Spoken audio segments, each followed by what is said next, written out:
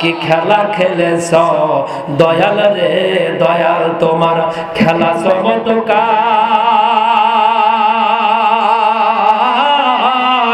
না পাকে মানুষ বানাইয়া বসাইছো বাজারে। কি খেলা খেলেছ আল্লাহ রে তুমি, কাউরে দিলা 10টা সন্তান, জায়গা সম্পদ নাই, কাউরে দিলা কোটি টাকা, একটা সন্তান নাই। কথা কন ঠিক কিনা? টাকা করে ধন সম্পত্তি দিলা বেশি করে, মরার পরে জানাজা দিয়া, মরার পরে জানাজা দিয়া কবরে নামাবে কে তারে রে। কি খেলা খেলেছ মাওলা রে তুমি, নির্দোষী রে রাখো আল্লাহ ঢাকার জেলখানায়। অপরাধ অপরাধ করিয়া কেহ ঘরে সর্বদা, অপরাধ করিয়া টাকলা মোরা আওয়ামী লীগের নেতা ঘরে সর্বদা। নদীর এপার ভাঙ্গে ওপার ঘরে, নদীর এপার ভাঙ্গে ওপার ঘরে, এই তো নদীর খেলা। সকাল বেলার ধনী ফকির কর সন্ধ্যা বেলা রে। কি খেলা খেলেছ মাওলা রে। জোরে বলেন না মারহাবা লিল্লাহি তাকবীর। কথা কি ভুল বলেছি? কষ্ট পেয়েছে? তাহলে মুখ কালো কেন হয়েছে? আমার ভাইরা, আমার বন্ধুগণ, নবীজি বলল বাড়ি পর্যন্ত পৌঁছায় দাও। এটা যদি বর্তমান বাংলাদেশের আওয়ামী লীগের পার্টি অফিস হইতো, জাতীয় পার্টির সুটকি বুড়ির পার্টি অফিস হইতো, কি হইতো? বাংলাদেশ অক্সিজেন হলো কথা বল না কে?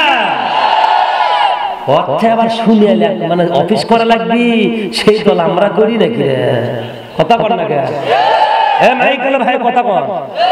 হ্যাঁ, ওর থেকে শুনে আওয়ামী লীগের অফিস করা লাগবে ওই কে রে? জেলখানা থেকে আমরা এমনি এক রাতের ভিতরে অফিস করে ফেলাবো, মানে জিব্রাইল এসে করে দিয়ে যাবে রাতের ভিতরে। গরিবের দুঃখী মেহনতি মানুষের, অবলা সরলা মানুষের, যারা নির্দিষ্ট মানুষের, তাদের জমি দখল করে করে তোমরা 15 বছর 10 বছর দখল করে খাচ্ছ। হালাল নয়, হারাম পেটের ভিতরে নয়, আগুন ঢুকাচ্ছ। নবীজি বলছে বাড়ি পর্যন্ত পৌঁছায় দাও। কোন পর্যন্ত? জোরে বলুন, কোন পর্যন্ত? যেমনি বলছে ওই যে ওইরকম 2টা বাচ্চা, ওই যত বড় 2টা বাচ্চা, যেমনি বলছে হাদিস শরীফের ভিতরে আইডিয়া দিয়ে বললাম, ওইরকম 2টা বাচ্চা। নবীজি বলল বাড়ি পর্যন্ত পৌঁছায় দাও। তরুণ যুবক, একটু ছোট বাচ্চা বালক, 2টা বাড়ির দিকে যাবার ধরে এবং তার পিছনে ব্যাগ এসে বলছে দাঁড়াও। আবু বকর, ওমর চাচা কোথায়? আলী চাচা, ওসমান গনি চাচা, কি হয়েছে বাবা? দাঁড়াও, কথা আছে। আল্লাহ রাসূল বলে কি যেন বলতে চাচ্ছ, তোমরা একটু দাঁড়াও তো। সঙ্গে সঙ্গে 2টা বাচ্চা বলতেছে আমরা জায়গা বিক্রি করে দিব। আল্লাহ রাসূল বলছে আমি সেজদা করার জন্য মসজিদের লোকজন সমাগম বেশি হচ্ছে, জায়গা নাই, বিদে আমরা সেজদা করব, একটু জায়গার ব্যবস্থা। ওরা বলছে বিক্রি করব না, এখন এসে বলছে জায়গা বিক্রি করব। হযরত ওমর ঝেপে উঠে বলছে আমি নিব, আমি নিব।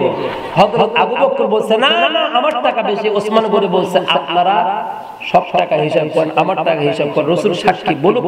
বাজান করেন না শোনা, করোনা আসার কারণে বাংলাদেশের বিবেক বুদ্ধি বাচ্চাদের কমে গেছে।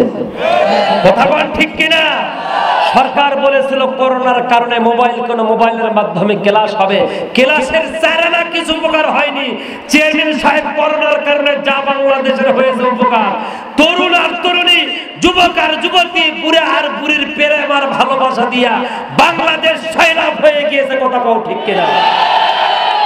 শিক্ষা ব্যবস্থার সবচাইতে দুর্গতি এসেছিল ফিরাউনের জামানায়, আর আসছে বর্তমান বাংলাদেশ আওয়ামী লীগের করোনার জামানায়। কিছু কিছু বাপ এমনই একেবারে বেলজ্জা বেশরমা, এমনই বিবেকহীন, গরু বিক্রি করে জমি কৃমিন থুয়ে কিস্তির উপর টাকা তুলে মোবাইল কিনে দিয়েছে।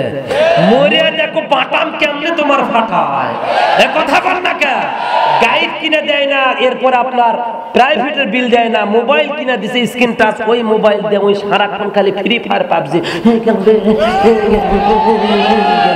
আর 5-6 জন মিলে 50 টাকা করে তুলে আবার 70 টাকা তুলে লিসে হলো ওয়াইফাই রাউটার। কথা কন না করে এ যুবকেরা, কথা কও।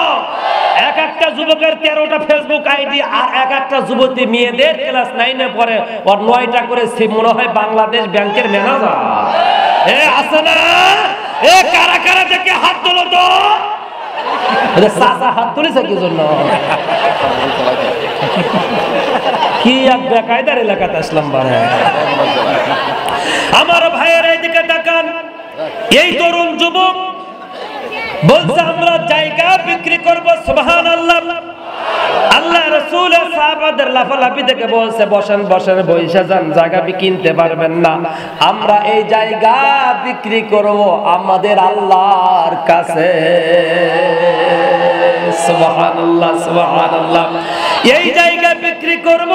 ইয়া রাসূলুল্লাহ, ইয়া হাবিবাল্লাহ, আপনি সাক্ষী থাকেন, এই জায়গাটা আমরা আল্লাহর কাছে বিক্রি করে দিয়ে দিলাম আল্লাহর পায়ে সিজদা করার জন্য।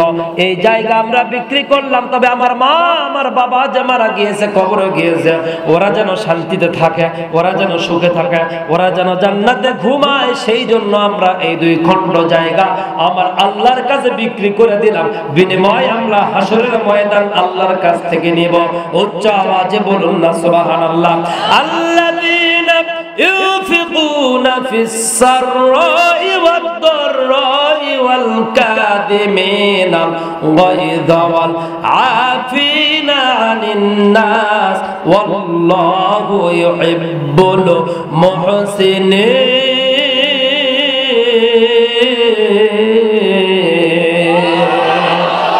আল্লাহ পাক ডাক দিয়া বলেন এরা আমার বন্ধু। সুবহানাল্লাহ, এরা আমার বন্ধু। আল্লাহ রাসূল ওই জায়গাটা চুজ করার কারণে, পছন্দ করার কারণে, ওটা হচ্ছে রিয়াজুল জান্নাহ, সবুজ কার্পেট। আল্লাহ পাক ওই জায়গাটা হাসরের ময়দান ওখান থেকে নিয়ে যায় জান্নাতের ভিতরে দিয়ে দিবে। ওই জায়গাটা ঋণ আল্লাহ পাক হাসরের ময়দানে পরিশোধ করে দিবে। উচ্চ আওয়াজে বলুন সুবহানাল্লাহ। লিল্লাহি তাকবীর।